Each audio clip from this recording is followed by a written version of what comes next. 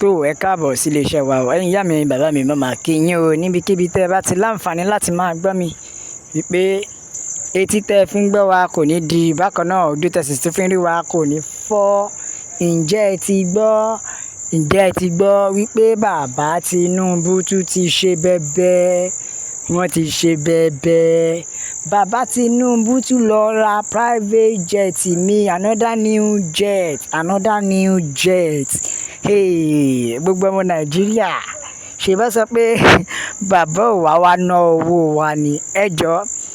gbogbo eléyìí tó ń ṣẹlẹ̀ sí ṣé kò ṣe pé bàbá ti ń kó wa lọ àbí bẹ́ẹ̀ kọ́ ẹ̀yin náà gbọ́ bàbá Tinubu ti lọ ra brand new jet lọ sí China new jet ni wọ́n gbé lọ sí China o láti lọ yá owó bẹ́ẹ̀ ni Adéyanjú ó bá knock sí Nigeria president ó gbéná wojú wọn pé ṣé nǹkan tó kàn léléyìí ó fẹ́ lọ yáwó lọ́wọ́ èèyàn ó tún ń gbé ní private jet lọ wọn lè yá ẹ̀ torí wọ́n máa rò pé ó ti yó àwa gan ò ní private jet ìwọ ta fẹ́ yá lówó gan tó tún ti ń wọ private jet Nàìjíríà make you come reason lọ́wọ́lọ́wọ́ báyìí ẹwẹ́ni tó fẹ́ lọ yá gbèsè tó tún ra private jet tuntun lọ fi yá gbèsè ìṣọ́kì gbogbo ọmọ Nàìjíríà wàláì bàbá wa ò ní pa wá President Bọ́lá Ahmed Tinubu ni o bàbá tún ṣe bẹ́bẹ́ bàbá ṣe ni bàbá fẹ́ lọ yá gbèsè ni o ni bàbá bá tún lọ ra new private jet láti fi lọ yá gbèsè ní China láti lọ yáwó ní China ṣé ẹ ti rí àbájọ táwọn kan fi ń sọ wípé àwọn World Bank wọ́n ní àwọn tó ń yá Nàìjíríà lówó páwọn gan ni pírọ́blẹ́mù Nàìjíríà ẹ rí pé wọn ò parọ́ nítorí wípé nígbà tó tún fẹ́ lọ yá owó ó tún ra private jet míì lọ fi yá owó ó ń gara lọ nìyẹn ẹni tí ò tí ì jẹun tó tún gara ẹni tí ìlú ò dá tó tún gara ṣé ẹ kó tún gara báwo ló ṣe fẹ́ yá lówó torí wọ́n máa rò pé ó ti yó ẹ wo àwọn èèyàn ń para ẹgbẹ́ àtẹ̀jíṣẹ́ àwọn èèyàn ẹ jẹ́ gbọ́ nǹkan tí wọ́n ń sọ ẹ jẹ́ gbọ́ bẹ́ẹ̀ ni àwọn èèyàn ń para wọ́n ní bàbá Tinubu fẹ́ lọ yá owó ó tún wọ private jet mi lọ mo fọ́ o tó ẹ̀yin ìyá mi bàbá mi èèyàn fẹ́ lọ yáwó ó tún gbé private jet ẹ dúró description yóò fẹ́ yé mi dáadáa ẹ má bínú o ẹ jọ ṣé ó ṣe jẹ́ pé ọwọ́ China nìkan ni Nàìjíríà ti máa ń sábà yáwó jù kí ló dé ẹ jọ ṣé situation yìí kò dọ́dọ̀ China lọ́ọ̀dẹ torí kí ni yóò yé mi o ṣé àtìgbà tí mo ti mọ̀ China ní Nàìjíríà lọ bọ́rọ̀ owó lọ́wọ́ China ó lọ yáwó lọ́wọ́ China ó lọ yáwó ẹ jọ ṣé president àwọn China àbí ìlú àwọn China wọ́n ní ibì kan tó jẹ́ pé àǹjọ̀nú tí wọ́n ti gbé owó tí wọ́n jáde torí ọ̀rọ̀ ò fẹ́ yé mi mọ́ a ní láti check ìdí àwọn China dáadáa kó má jẹ́ pé wọ́n lo ògo Nàìjíríà abẹ́rẹ́ ni ojoojúmọ́ ní Nàìjíríà wá yáwó lọ́wọ́ China kí ló dé gbogbo ìgbà ló fi wá yáwó lọ́wọ́ China ìyẹn kọ bẹ́ẹ̀ yẹn análàkì tó tún wá wà ń bẹ̀ ni wípé àwa là ń lọ yáwó lọ́wọ́ China mi ò fọjọ́ kan gbọ́ pé China wá yáwó lọ́wọ́ wa rí kí ló dé ṣé China manage economic tí wọ́n ju Nàìjíríà lọ ní equation yóò yé mi mọ́ o ìyẹn kọ bẹ́ẹ̀ yẹn ó ṣe wá jẹ́ pé bàbá Tinubu wá lọ ra new jet lọ fi yá owó lọ́dọ̀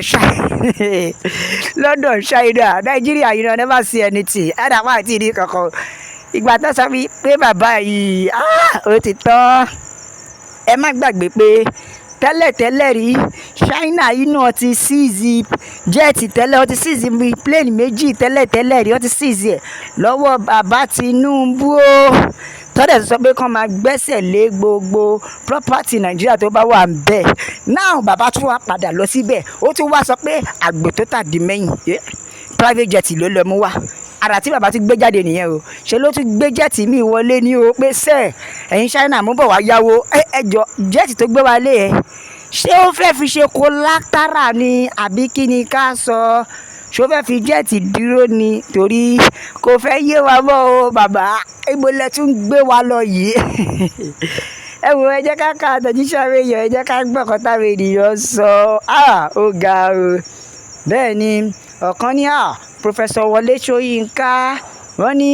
òun ti sọ tẹ́lẹ̀tẹ́lẹ̀ pé gbogbo àwọn past government kò sí nǹkan kan tó mú jáde. Ó ní ṣùgbọ́n lọ́wọ́lọ́wọ́ báyìí kí ló dé tí bàbá ò sọ̀rọ̀ mọ́ lórí tọ̀tẹ̀ yìí, bóyá torí pé ó jẹ́ ọmọ Yorùbá, bóyá torí ẹ̀ ló ṣe ń gbè lẹ́yìn ẹ̀.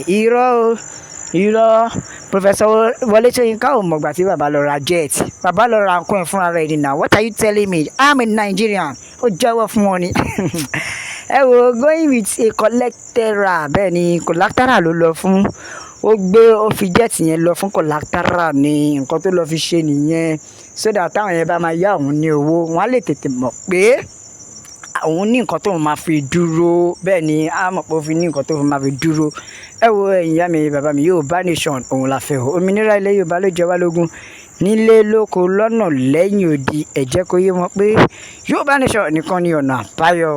Tó ẹ jẹ́ ká ka àtẹ̀jíṣẹ́ àwọn èèyàn, ẹ jẹ́ ká gbọ́ nǹkan táwọn ènìyàn ń sọ sí. Wọ́n ní nǹkan tó gbé lọ yẹn pé bíi collateral ni ó fẹ́ fi yáwó ni. Wọ́n ní kí lẹ expect nígbà tí ẹ mọ̀ wípé ẹni tí ò lóye ló dìbò fún. Wọ́n ní major problem Nàìjíríà ni pé àwọn Dangote àti àwọn NNPC, wọ́n láwọn yẹn ní major problem Nàìjíríà nítorí wípé àwọn ló ń darí. Wọ́n ní Mr. President ẹ jọ̀ọ́ gbogbo owó tẹ̀ yá yìí, wọ́n ní bí ó tiẹ̀ ṣe 2 mílíọ̀nù méjì pé kó tiẹ̀ máa bùn àwọn èèyàn, inú wọn á dùn. Wọ́n ní torí bí bẹ́ẹ̀ kọ́ àwọn tún máa yáwó, àwa náà ló tún máa fi jẹ̀yà ẹ̀, àwa náà ló tún máa fi dá owó náà padà. Ẹ wo ẹ̀yin ìyá mi ẹ̀yin bàbá mi, Yorùbá nation la fẹ́ o. Òmìnira ilẹ̀ Yorùbá ló jẹ wá lógún. Wọ́n ní my happiness is that Tinubu have 7 years to go. Wọ́n ní torí Yíbò wọ́n á tún support ẹ̀, nítorí ìyà ṣẹ̀ṣẹ̀ bẹ̀rẹ̀ Nàìjíríà ni àbí.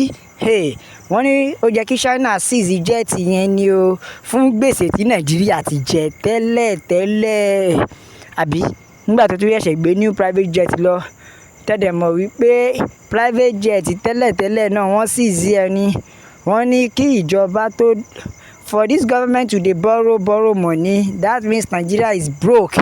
Wọ́n ní tó túmọ̀ sí pé Nàìjíríà sápá ti mú wọn gan-an, pé kí ìjọba tó lè máa yá àdúró owó báyìí sápá ti mú wọn. Ẹ wọ ẹ̀yin ìyá mi bàbá mi, bá mi share, ẹ like, ẹ subscribe, ẹ tẹ̀ sójú ẹ̀. Ẹ jẹ́ kó yá àwọn èèyàn pé Yorùbá nation òun lọ́nà àbáyọ. La fi ń sọ pé àgbẹ̀ oníroko títí kó gbàgbé lé o. Ó dàbọ̀.